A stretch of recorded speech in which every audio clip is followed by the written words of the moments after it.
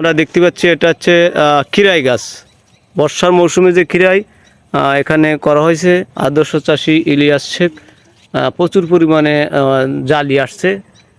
কয় কাটা দেওয়া হয়েছে ভাই এই গাছে? প্রথম দুই কাটা দেওয়া হয়েছে মাত্র 2 কাটা। হ্যাঁ। আচ্ছা, এটা কি কি জাতের শসা মানে খিরাই যেটাকে বলে? Korean Japan. Korean Japan. এ তো একটু লম্বা টাইপের নাকি? হ্যাঁ হ্যাঁ হ্যাঁ, লম্বা টাইপের। এখন কত করে কেজি বিক্রি হচ্ছে এগুলো? 40 টাকা। 40 টাকা প্রতি কেজি 40।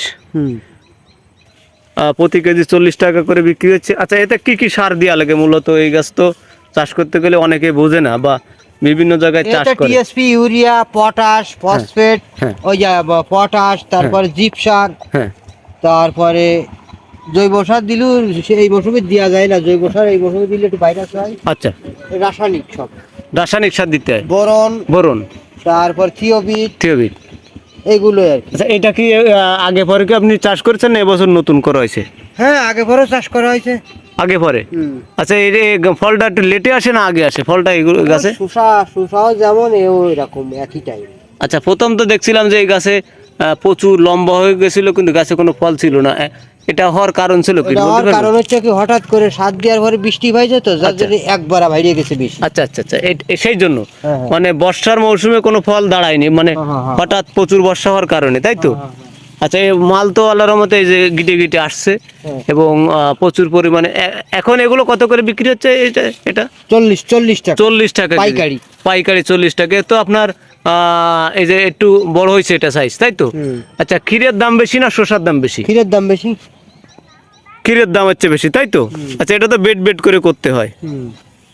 আসলে আপনারা দেখতে পাচ্ছেন যে আমরা বেড করে করতে হয় এবং গাছে যে ফলন, প্রচুর আকারে ফলন কিন্তু আসতে সক্ষম হচ্ছে। আমরা আসলে ভাবছিলাম যে এই গাছে ফলন আসবে না, গাছ প্রচুর লম্বা হয়ে গেছিলো, কিন্তু এখন দেখা যাচ্ছে যে ফল আর ফল। তা আমরা মনে করছি যে আপনারা যদি এই জাতটা রোপণ করেন, এটা ওরিয়ান জাত, 7 স্টার হচ্ছে আপনার বীজের নাম ছিল, তাই তো? তা আসলে এটা কত দিনের মাথায় ফল আসলো ভাই? 35 দিনই ফল আসে। 35 দিনের মাথায় ফল আসছে, আপনারা দেখতে পাচ্ছেন।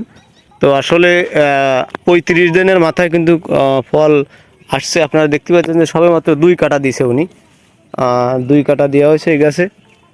তো অনেকেই চিন্তা করেছেন যে এই জাতটা রোপণ করে কি ফল হবে কি না বা লস, বিভিন্ন রকমের টেনশনে আছেন। তা আসলে আমরা বলবো 7 স্টার জাতের যে ফলটা আপনারা দেখছেন যে ছোটে কিন্তু লম্বা, ছোটোই লম্বা। আসলে আপনারা গাছগুলো একটু বেশ লম্বা হয়েছে, তারপরেও প্রচুর আকারে কিন্তু ফল এখন আসছে এবং সবুজ গাছ।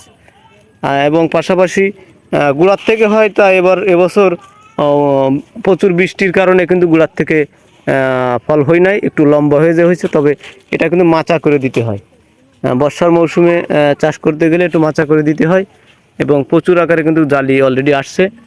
তা আমরা হ্যাঁ, জালি আসছে, প্রচুর আকারে জালি। তা আমরা আসলে চেষ্টা করব যে পদ্ধতিগুলো দেখব এবং এই যে ফলটা বেশ সুন্দর হচ্ছে, এটা গতকালকে কাটা হবে, আগামীকালকে কাটা হবে এবং পাশাপাশি এটা লাভজনক একটা ব্যবসা বা ফসল।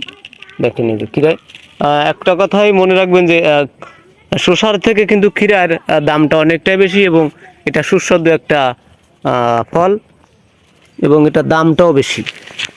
আমরা যদি দেখি যে এই গুড়ার থেকেও কিন্তু ফল হচ্ছে, এই যে একদম গুড়ার থেকেও ফল, ওই যে ফল কিন্তু মূলত খারাপ আসেনি, ফল আসা শুরু হয়ে গেছে অলরেডি।